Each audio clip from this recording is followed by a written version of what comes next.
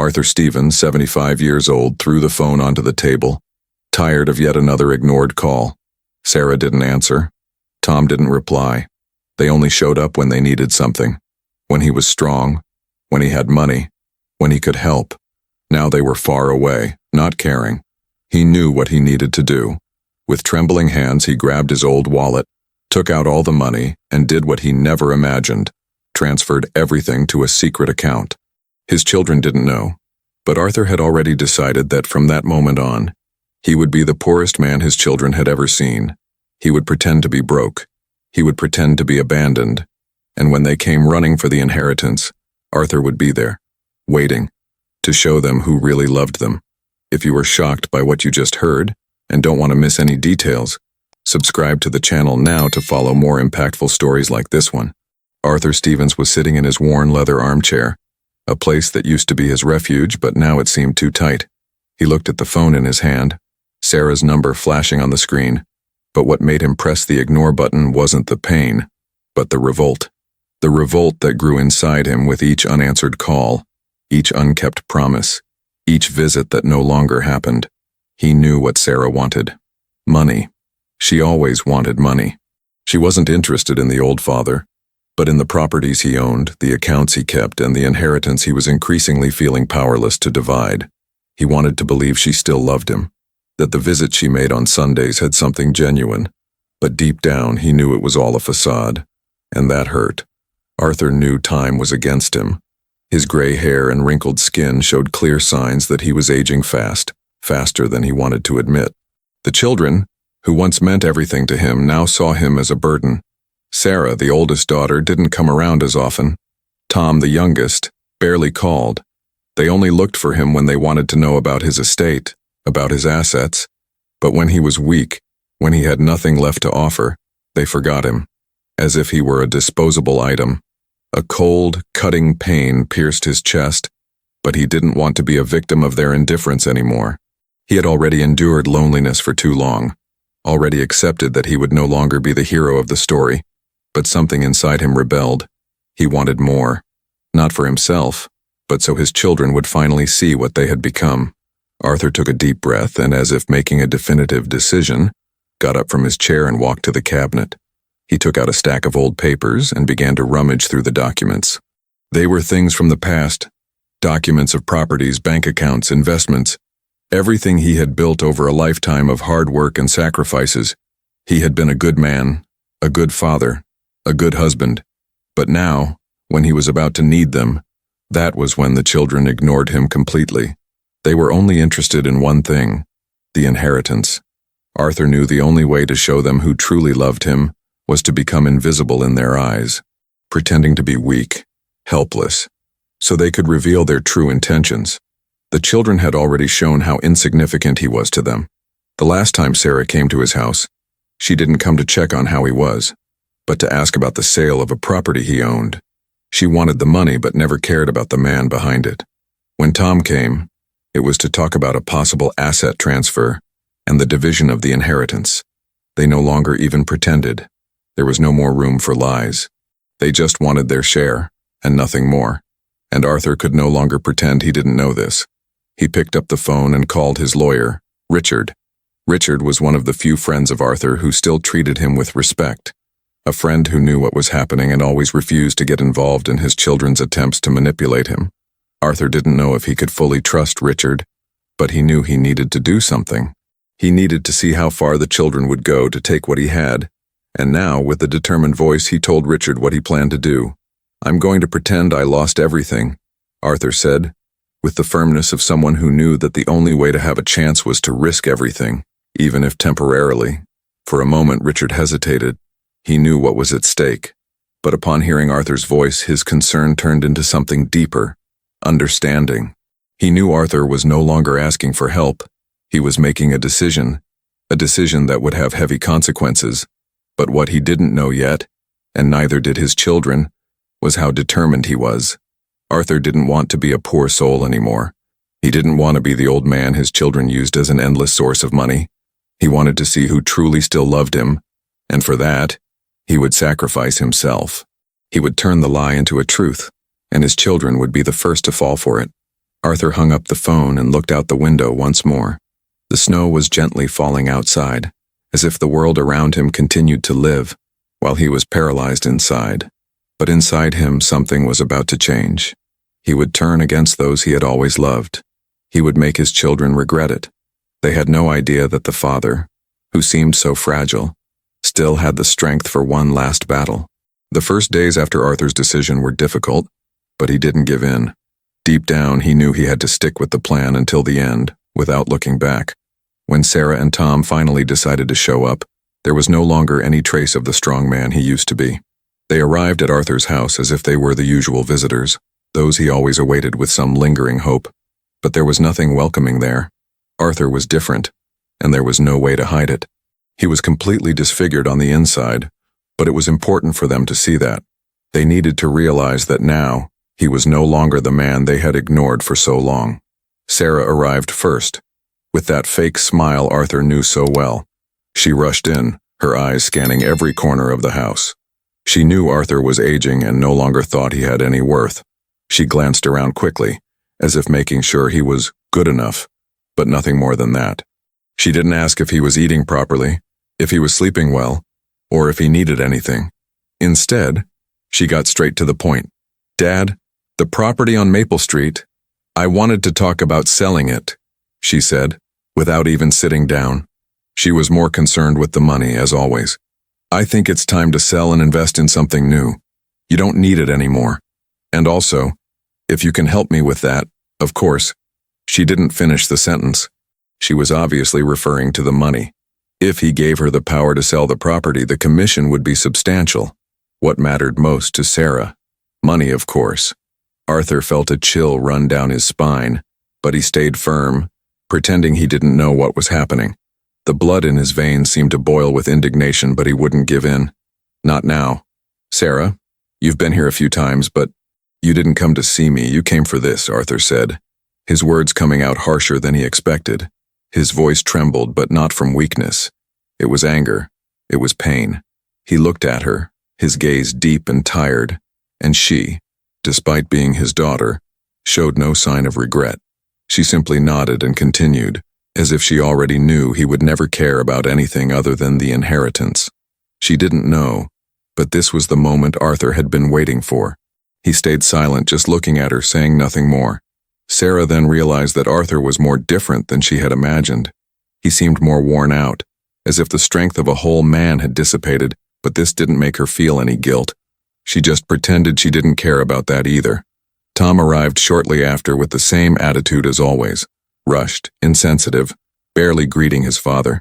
He sat in the armchair, without taking off his shoes, without paying attention to Arthur.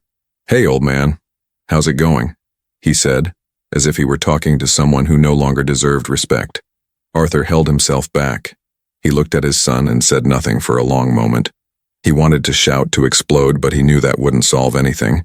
He wanted them to see the truth, and for that, he would need to maintain his mask. "I was thinking, maybe it's time to start organizing things," Tom said, without the slightest interest in the answer. "It'll be better for everyone if we do the division now, right?" He leaned back on the couch and fiddled with his phone, as if Arthur were just a nuisance. Arthur felt a rage burning inside him, a rage he never imagined feeling for his children. They were treating him like an object, something disposable. There was no love, no gratitude, only interest. But Arthur was there, silent, with a fixed stare, waiting for the right moment to reveal what was to come. And then, at the peak of his anguish, he slowly rose from the chair and went to the window. The silence in the room heightened the tension, and neither Sarah nor Tom dared to break it. They were waiting for something, perhaps a word, perhaps some action. But Arthur wasn't there to be a spectator. He was there to show them who they really were. "I sold everything," Arthur said, without looking at them. His voice was calm but firm. "Everything I had.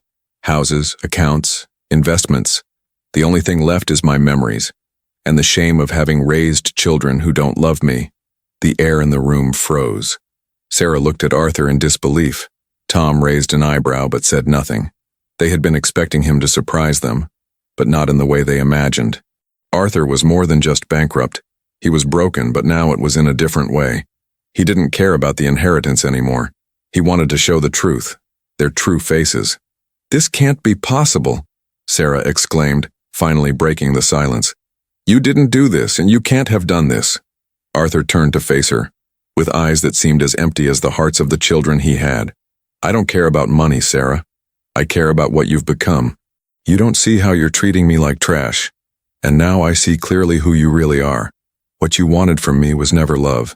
It was just what I could give you while I had something to offer." Tom looked at his father, and for the first time, didn't know what to say. Sarah tried to argue, but the truth was being exposed in an inescapable way, a truth she could no longer hide. They were there for the inheritance, not for the man, and Arthur knew this. He knew his children had truly distanced themselves, and now he was about to turn the tables. Their reaction was slow, uncontrolled. They were confused, not understanding what was happening. But Arthur had already decided. If they couldn't see how much he loved them, he would become invisible to them. They would reveal themselves as they always had. And when the game turned, when he showed how wrong they had been about him, it would be too late. Arthur's children were stunned. They didn't know if they were facing an old man who had gone mad, or if the situation was more serious than they could comprehend. What they did know for sure was that they were facing a twist, one they hadn't predicted. Arthur, their father, whom they had always played with and taken advantage of, was now stripped of everything, but he still seemed to have something that made them feel uneasy. Dignity. And this dignity was a sharp knife, ready to cut through everything they had once thought was right. The silence in the room was heavy and stifled any attempt at defense. They looked at Arthur, and the shame that began to spread in their hearts made no sense, because deep down they knew what they had done. Sarah was the first to try to compose herself. She attempted to put on a nervous smile, but no one was buying it. She was a successful woman, but now she seemed so small in the face of the raw truth. She never imagined that her father could turn the tables on her, not after so much time manipulating, pretending love, pretending concern. She sat quickly on the couch, trying to regain control of the situation, but something inside her told her that Arthur had already taken a step she would never have imagined. "Dad, this doesn't make sense. Why did you do this? All we've ever done is try to help you, make sure you got the best treatment, that you wouldn't be alone." Sarah tried again, speaking hastily, but there was no more space for lies. Tom, beside her, just watched in silence, visibly uncomfortable but unable to put words to the conflicting emotions forming inside him. Sarah, do you really think you're helping me?" Arthur said, his voice filled with bitterness. He approached Sarah, his eyes like daggers cutting through her lies. "You don't visit me to see how I am. You come to see if I still have something I can give you. And the worst part is you don't even care to hide it. You hide behind a fake smile, behind a speech of concern. But I see the truth. The truth is that I'm only here because I'm still useful. But now, look at what I've become. Look at what I am to you. A source of money and nothing more. Don't come to me with that talk of love. Don't come with that act." Sarah once again tried to defend herself, but the words failed her. She somehow knew there was no turning back. He was right. The anger and resentment in his eyes were now clearer than ever. She stepped back a little, unsure of what to do. Her mask was shattered. Tom, unlike Sarah, had stayed quiet until then. But now his eyes turned to Arthur with a mix of disbelief and, for the first time, a sense of real discomfort. He was beginning to understand what Arthur was doing, but still couldn't fully believe what he was hearing. "Dad, you can't have done this. You can't just get rid of everything. You know that I," Tom stammered, but soon lowered his head, as if struggling to find the right words. Words that never seemed enough. This isn't how things work. Arthur, however, was on another level. He knew exactly where he wanted to go. He knew what he wanted them to see, but he didn't truly know that the blow would be deeper than he had imagined. He watched them with a calmness that froze the room. The weight of the moment wasn't in his words, but in what was about to happen. "I don't need you anymore, Tom," Arthur said with a coldness that was unsettling. "I stepped away from what I wanted most. Your love, your care. But now I see how cruel, selfish, and opportunistic you are. Now it's too late." He then did what neither of them expected. Without warning, Arthur stood up and walked to the other side of the room, where he kept a small safe, which had always been a mystery to his children.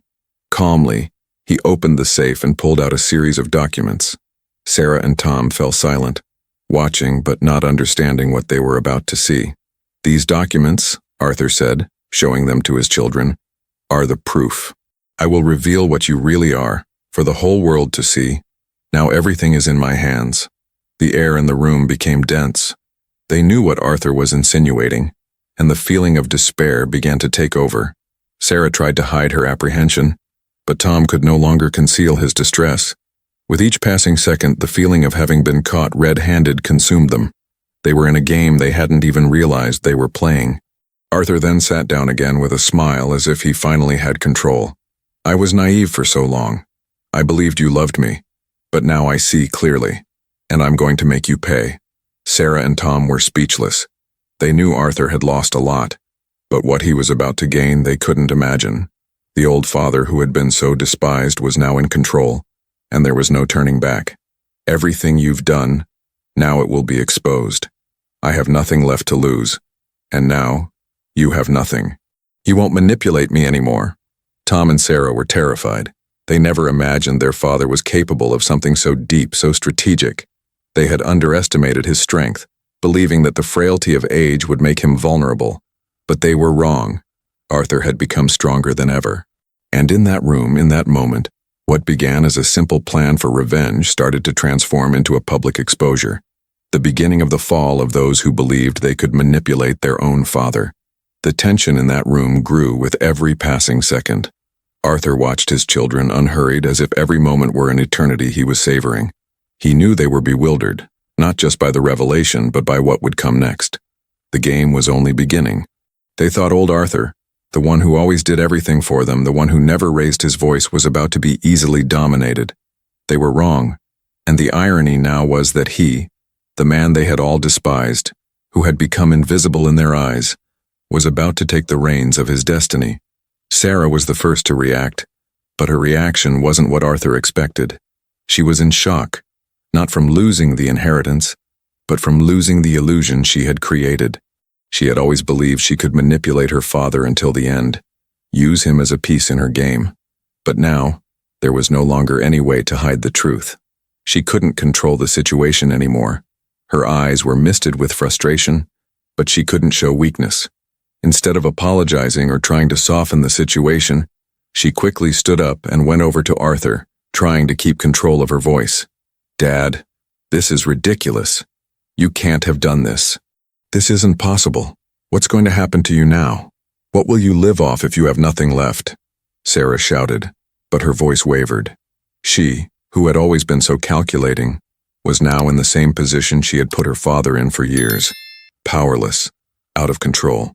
She was fighting against despair, but pride kept her from admitting that, in a way, Arthur had won. Tom, on the other hand, remained quieter. He had never been as good with words as Sarah, but the pain was visible in his eyes. He didn't know how to react. What he had thought was a simple manipulation, a way to extract more money from his father, had turned into an existential crisis. He who had always believed he could control Arthur through indifference was now losing control of himself.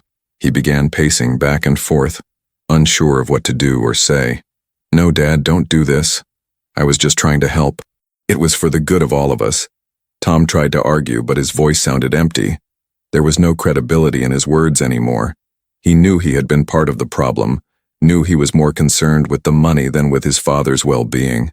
Arthur looked at both of them with an unwavering calm. He didn't feel anger anymore.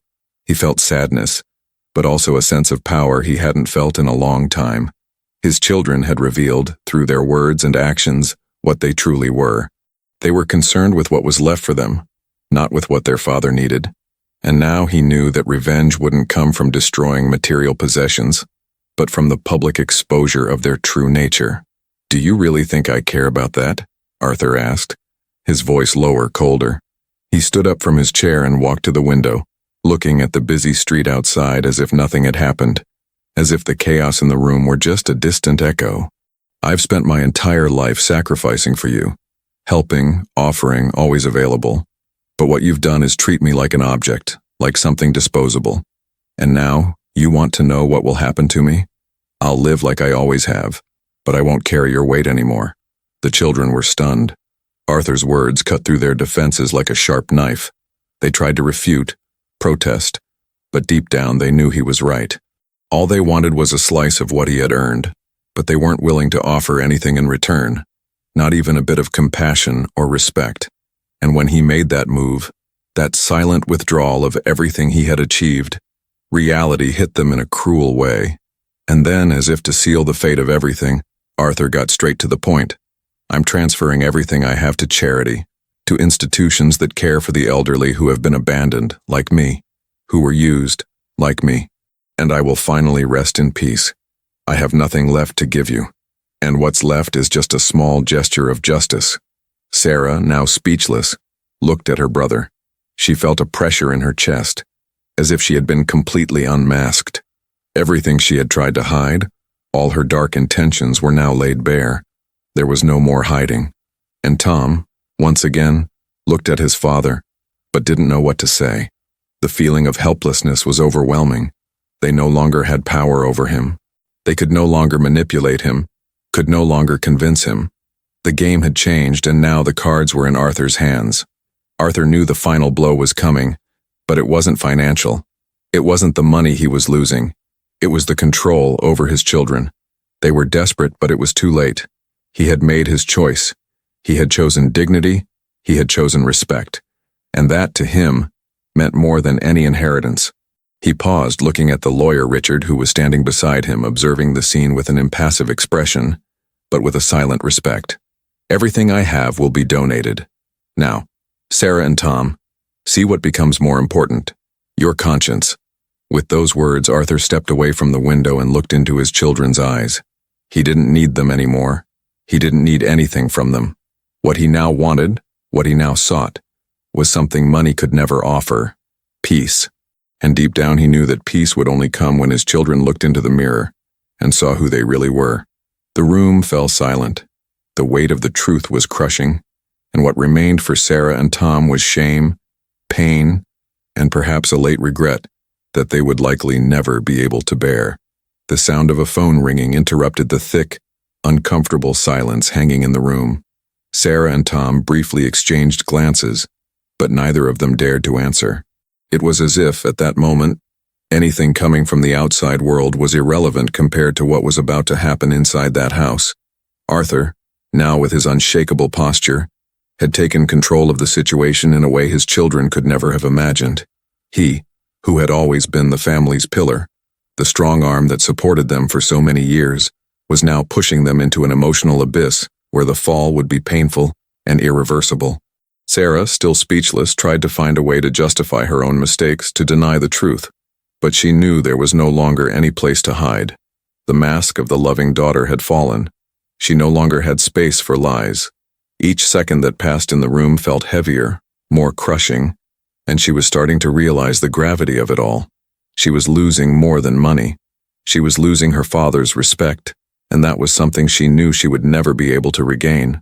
Tom, on the other hand, was frozen. He moved back and forth like a cornered animal, searching for words that wouldn't come. He, who always thought he could control everything, now felt the frustration of being powerless in the face of the truth. He, who had always used indifference as his armor, could no longer hide the weight of guilt that consumed him. He felt a lump in his throat, but nothing seemed strong enough to break the barrier that had formed between him and Arthur. Arthur then looked at them, his children, with no trace of resentment, but with a firmness that conveyed a deep understanding of the pain they were beginning to feel. He didn't hate them, but he knew that pain was the only way for them to finally understand the gravity of their actions. He took a deep breath, feeling a relief he hadn't felt in years. He was no longer trapped in the illusion of being loved by them. He was no longer at the mercy of their manipulations. He was free, but not in the way his children had imagined. "What I'm about to do," Arthur said calmly, "is not just for me. It's for all the fathers who've gone through this. I'm not the only one to be forgotten, used, and discarded. But for a while, I was an example of how children can become everything they expect in return for something. And today, I show you what happens when that false appearance falls apart." He stepped forward and picked up the phone, dialing a number. Sarah and Tom watched, too fearful to interrupt. They knew what was happening. What they had feared was finally about to happen. The reality Arthur was creating couldn't be erased. The phone rang a few times until the voice of lawyer Richard came through on the other end. Arthur leaned on the table, his eyes fixed on his children, showing no expression of mercy. He wasn't trying to convince them of anything anymore. He already knew that no matter how hard he tried, he would never receive what he truly sought. True love. He had been patient for so long, but now he had no patience left. Richard, it's time. Prepare the documents. I'm donating my inheritance. Not to my children, but to the cause I've always believed in. I want this to be public, and I want everyone to know what my children tried to do. I have nothing left to lose. They, however, have lost everything. Sarah swallowed hard, trying to maintain her composure, but the fear of what she had dreaded was now taking shape right before her. She looked at Tom, who was staring at her with empty eyes, not knowing what else to do, unable to escape the overwhelming sense of guilt that gripped every part of him. They had been wrong. They had crossed every line of what was right, and now the bill was being presented. Yes, I want the donation to be made immediately. Nothing else matters. And please make sure it's done in a way that no one can deny it. Let it be clear to everyone the kind of children I raised, Arthur said, with a cold, almost calculated tone, but with the determination of someone who had finally freed himself from the weight of a lifetime of lies and betrayals. After hanging up, he didn't say anything more. He simply turned to his children, who were standing, stunned, still unable to react. They could no longer contest his decision. There was no more room for argument. The humiliation that was beginning to unfold was more than they could bear. They had tried everything: manipulation, lies, empty promises. But Arthur was immune to all of it now. He no longer cared about anything. He only wanted them to feel the same pain he had felt all those years. Sarah finally could no longer hide her tears. The weight of regret was unbearable. She had lost what she loved most: her relationship with her father, the bond she thought she would always have. And she knew, deep down in her soul, that what she was losing now could never be recovered. Tom, even quieter, stared at the floor, as if searching for something to hold on to, something to pull him out of this nightmare. But he knew there was no escape. Arthur looked at his two children, and for the first time in a long while, his words were light, but carried an immense weight. Now the only thing left for you is regret. I know you have no idea what you've lost, but maybe when things calm down you'll understand. And maybe, just maybe, you'll learn to value what truly matters. I hope that one day you'll look back and see what you've done. With those words, Arthur stood up from his chair and walked toward the door. He knew the humiliation his children were about to face wouldn't be something temporary. The news of the donation of the inheritance, the fate of the money they so desired, would be widely broadcast. Public shame was the final piece in the justice puzzle he knew he needed to complete. Sarah and Tom, still in shock, heard the door close behind Arthur. They were alone, finally confronted with the reality of their actions. There was no more money, no more comfort, no more anything that could erase the pain of what they had lost. The father who had always been there, but who now was leaving them to live what remained of his dignity. As the two of them stood paralyzed in the room, Arthur was already far away, heading toward a new chapter in his life, a chapter where he had finally freed himself from the chains of selfishness and betrayal. He who had given everything was now living for himself, free from any bond that tied him to those who had used and discarded him. And as the pain and regret took over Sarah and Tom, Arthur's justice finally manifested, not in the form of punishment, but in the public exposure of the truth and in the end of the lie that had been upheld for so long. If this story moved you, don't leave just yet. The next video on your screen will surprise you even more. Click now and stay with us, you won't regret it.